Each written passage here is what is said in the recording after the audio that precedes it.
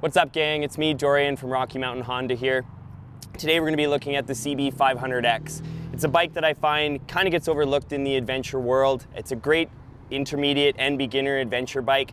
It doesn't compare with the Africa Twin, but it's often shadowed by the Africa Twin and forgotten about. We call it the Africa Twin for a reason.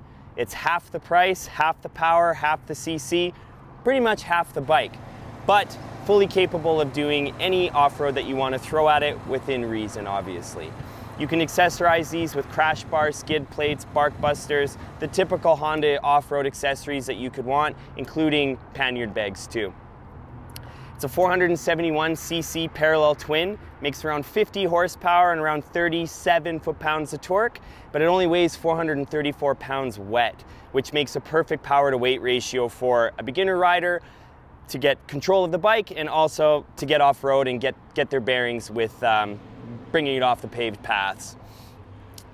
Also, a nice feature on these that a lot of people don't know about is the slipper clutch. The slipper clutch reduces wheel lockup on downshifts, but it also reduces the lever pull by about 30 to 40%.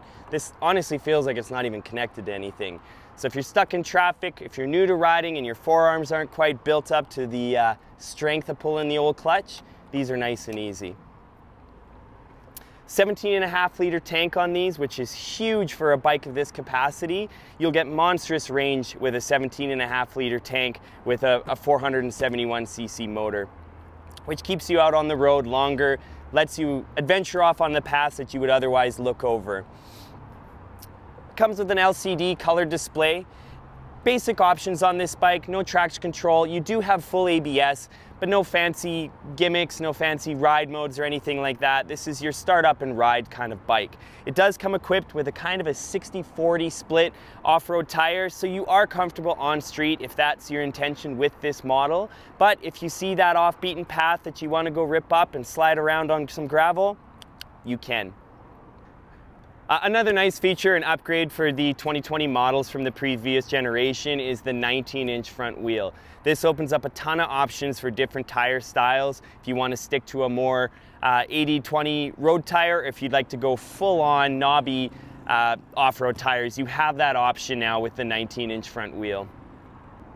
So if you're in the market for an adventure bike, or if you're looking to get into this and dip your toes into it, the 500X is a perfect bike to jump on. It competes very well with the entry-level adventure bikes that are out on the market right now from the other manufacturers. So please don't overlook the 500X. It's lonely. It will love you just as much as you will love it. Trust me. And every day's demo day. Just gonna do a little pull with this just to see this power. Oh my God, yes. Wow, that really does sing up in the top side. It's a cool sounding motor too.